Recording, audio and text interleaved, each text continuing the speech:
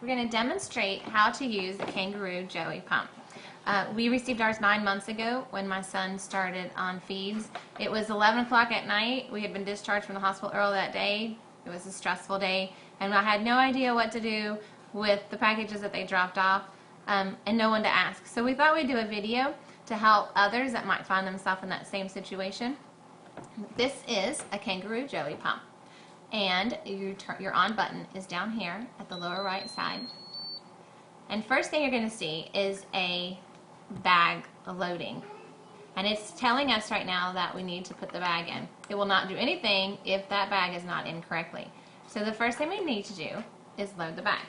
We use 500 milliliter bag because he is on continuous feeds, which means he uses a backpack during the daytime and the IV pull at night. So the 500 ml bags fit nicely into that toddler backpack.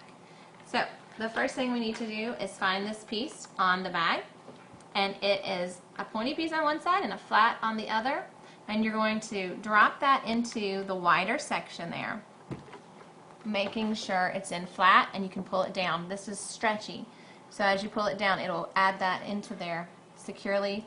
You pull this up and then let it slide back down into the other section. Flip that over and close. Now you will see that my pump is happy and it's not going to alarm at me because I got the bag in correctly. Next thing we need to do is we need to set up our feed rate. Now my son is on 45 milliliters per hour, so I need to go here to the feed rate, press that button, and now set that rate. You just hit the up button until you reach the number you're looking for and hit enter. Now we need to also set the volume for the day. He's at 990 mLs for 24 hours, and so I'll push the up button until I reach it. You go past it, it's going to make you go all the way around again. And your max rate is 3,000 mLs per day.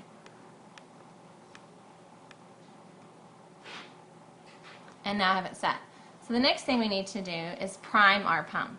You can see that the long tubing has nothing in it but air, and if you don't prime your pump first, then you're going to pump all that air into your little ones' bellies. So we don't want to get that, makes them quite gassy.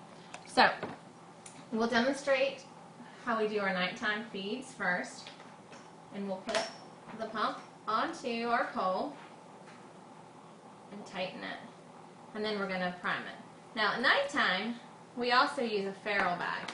So first I'm going to prime this and show you how we do it, and then add the farrell bag to it because it connects together. So first we go down here, and we don't want to hit run yet, we want to hit done, and then we're going to hit prime pump. Now the first time you set it up each day, when you turn it back on and set it up, it'll allow you to do auto prime. So I'm going to hit auto prime, which will almost fill my tubing completely.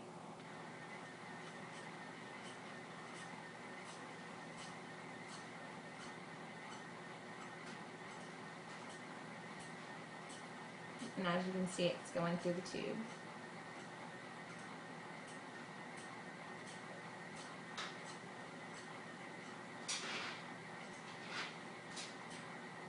And it will always stop early. And you don't want to attach this to your child because there's still a good bit of air in there that will cause gas.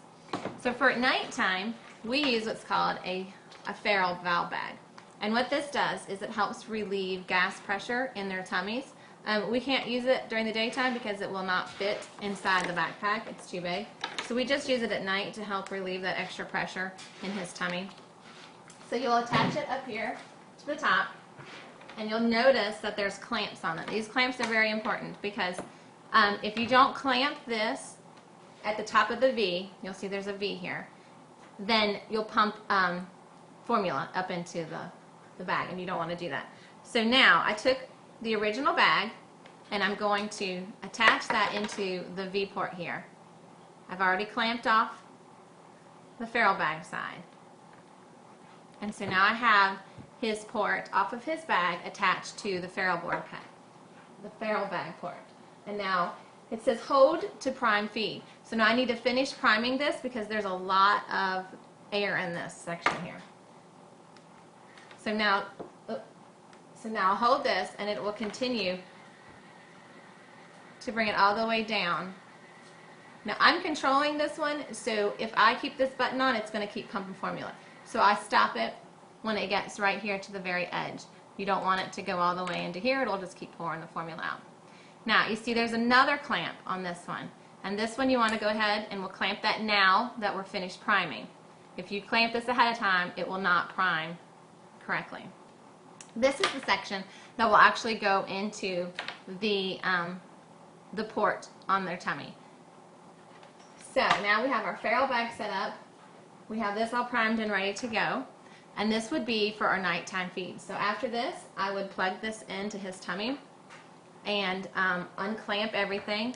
You want to make sure that you go back afterwards and unclamp, because if you don't unclamp this section, it won't go up into here and release the pressure in his tummy. And if you don't unclamp down here, you'll get alarms all night long because it's not getting the formula to their belly. So this is how we set up for our nighttime feeds. Now, if my little guy wasn't napping, I would put this in his belly right now and show you how to connect it to him. But since he is, we're not going to wake him up. So after this, in the morning, when he wakes up, I will disconnect him from his farrell bag and put his system into his backpack so that he has freedom to move around all day long.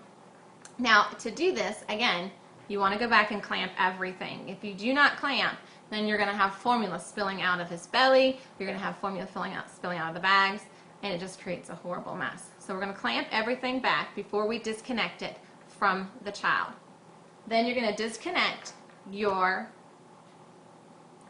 bag from your farrell bag until now you have just your bag and the pump. So we'll remove the bag from it, and now I'll show you how to put it into the toddler bag. So the toddler backpack it's pretty small. They can carry it fairly easily. Inside, you're going to have a front pocket, and that is where the pump is going to go. It has a window on the front so that you can just press the buttons through the window instead of always having to get inside the backpack. So we're going to take the pump and we're going to set it down inside that pocket. It's going to Velcro across to hold it into place. And now we're going to have the section back here where we put the bag. At the top, you'll see a little elastic section, which is to hold the top of your bag in place. And it's important to do these each step, because if you don't get the bag in correctly, it's not going to feed into the pump and you're going to get errors all day long. Down here at the bottom, and believe it or not, I didn't realize this was down here until maybe a month after we had it, and we were getting tons of errors. So there's a Velcro section that keeps the bottom of the bag straight so that it doesn't bunch up, so the formula can get through there easily and into your pump. If it's not secured like this, you're going to get lots of errors. Then there's a section, a Velcro section, that kind of just holds it into place. The Velcro across. There's another one that kind of cradles it. So you take these down around the bottoms. And then you have your backpack in place. Now, a little tip that I have found, because you have all this cord attached to this child now that always wants to come out and hang out, trip them, come unplug. So I have kind of decided that this works best for us, but I make like a little lasso with the tubing, making sure that there's enough here to reach the belly and not tug on that tube. And then I wrap it around the top up here, and that keeps it from coming out a lot and keeps him from tripping over it. Just make sure that when you go to take the backpack off the child, you undo your lasso first, or you might end up pulling the tube on them and creating some pain. So that is how we set up our bag, and our little backpack is ready to go. We just attach this back to his tummy, make sure the clamp is unclamped. We come down here, we hit our run button, and it will start our pump and our feed. Now he receives this for 22 hours a day, so he gets a 2-hour window every day where he's free from his backpack. Now I thought I'd offer a tip, because sometimes you're going to get annoying errors in your pump. It's going to say clogged, it's going to say, sometimes you get a little guy on there that says call for service.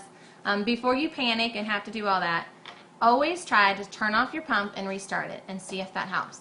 If that doesn't, and usually this helps probably 99% of the time, for some reason, if you switch out your bag and get a new bag, your pump will be happy.